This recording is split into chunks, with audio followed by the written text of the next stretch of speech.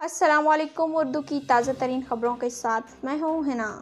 Head lines: جنوبی پنجاب کی ترقی کے لیے ہر ممکن اقدامات اٹھائیں گے۔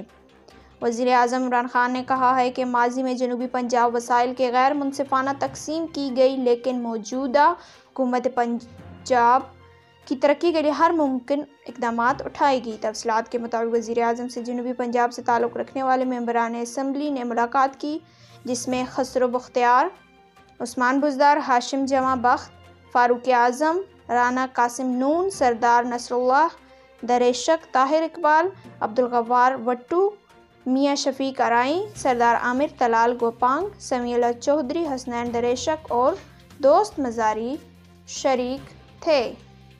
میٹرک اور 12ویں جماعت کے امتحانات سے متعلق اہم اعلان۔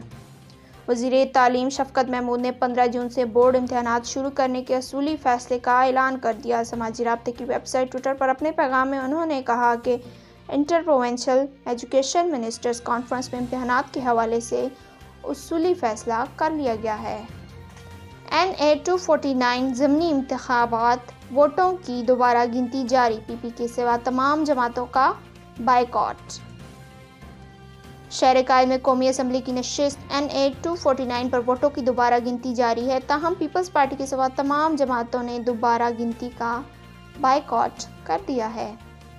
SOPs پر عمل درآمد کے لیے کمیٹیاں تشکیل، فوج اور رینجرز بھی شامل۔ شہر قائد میں کورونا SOPs پر سختی سے عمل درآمد کے لیے کمیٹیوں کا قیام عمل میں لایا گیا ہے۔ کراچی کے ضلع غربی میں SOPs کی خلاف ورزیوں پر کمیٹیوں کا قیام عمل میں لایا گیا، جس میں پاک فوج، سندھ رینجر اور پولیس کے نمائندے شامل ہوں گے۔ بابر اعظم کی دل کی بات زبان پر آ گئی۔ قومی ٹیم کے کپتان بابر اعظم کی دل کی بات زبان پر آ گئی۔ تفصیلات کے مطابق قومی ٹیم کے کپتان بابر اعظم نے موجودہ دورے کے لیے بیٹسمین حارث سہیل کو مانگا تھا، لیکن چیف سلیکٹرز نے انہیں حارث سہیل کو نہیں دیا۔